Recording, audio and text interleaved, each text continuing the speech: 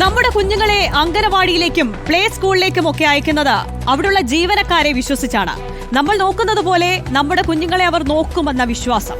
തിരുവനന്തപുരത്തെ ഒരു അംഗനവാടിയിലെ ജീവനക്കാർക്ക് പക്ഷേ അങ്ങനെയൊരു ചിന്തയേയില്ല. അംഗനവാടിയിൽ 3 വയസ്സുകാരി വീണ് പരിക്കേറ്റ കാര്യം വീട്ടുകാരെ അറിയിക്കാതെ അംഗനവാടി ജീവനക്കാർ മറച്ചുവെച്ചെന്ന പരാതി ഉയർന്നിരിക്കുകയാണ്. കഴുത്തിന് പിറകിൽ ക്ഷതമേറ്റ പോങ്ങുമൂട് സ്വദേശികളായ രതീഷ് സിന്ധു ദമ്പതികളുടെ മകൾ വൈഗ SIT ആശുപത്രിയിൽ ചികിത്സയിലാണ്. കുട്ടി വീണ കാര്യം അറിയിക്കാൻ മറന്നുപോയി എന്നായിരുന്നു അംഗനവാടി ജീവനക്കാർ വീട്ടുകാർക്ക് നൽകിയ മറുപടി. സംഭവത്തിൽ ബാലാവകാശ കമ്മീഷൻ കേസെടുത്തു.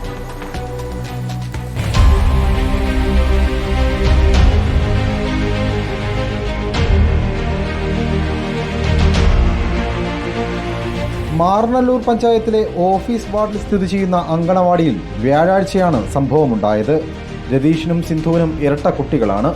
ആംബുലൻസ് ഡ്രൈവറായ രതീഷ് വൈകിയും വൈഷ്ണവിനെയും ഉച്ചയ്ക്ക് 2 മണിയോടെ വീട്ടിലേക്ക് കൂട്ടിക്കൊണ്ടുവന്നിരുന്നു. വേദന കൊണ്ട് ഉറങ്ങിയ കുഞ്ഞ് ഉണർന്നപ്പോൾ അമ്മ സിന്ധു ഭക്ഷണം നൽകിയെങ്കിലും ഉടനെ ഛർദ്ദിക്കുകയായിരുന്നു. മോളെ ഞാൻ വിചാരിച്ചു ഉറക്കത്തില്ല, ആ ഒരു സംഭവമായിരിക്കും. കണ്ണിലൊക്കെ ചെറിയൊരു ഈ ഉറക്കി കഴിക്കുമ്പോഴുള്ള ഒരു സംഭവമല്ലേ, ഈ കണ്ണ് ഇവിടെയൊക്കെ വീർത്ത് ആ ഒരു സംഭവം ഉണ്ടായിരുന്നു. ഞാൻ നോർമല് വിളിച്ചുകൊണ്ട് വന്ന് ഫുഡ് കൊടുത്തു, വൈഫ് ഫുഡ് കൊടുത്തു.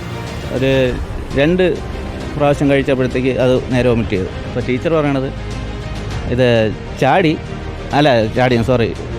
ഇത് കസേരയിൽ നിന്ന് മലന്നങ്ങ് വീഴുന്നു, ബാഗ് തലയടിച്ച് അത് പറയാൻ മറന്നു. അങ്കണവാടി അധ്യാപിക ശുഭലക്ഷ്മി വിവരം വീട്ടുകാരെ കൃത്യസമയത്ത് അറിയിച്ചിരുന്നുവെങ്കിൽ കുഞ്ഞിന് ചികിത്സ വൈകില്ലായിരുന്നു.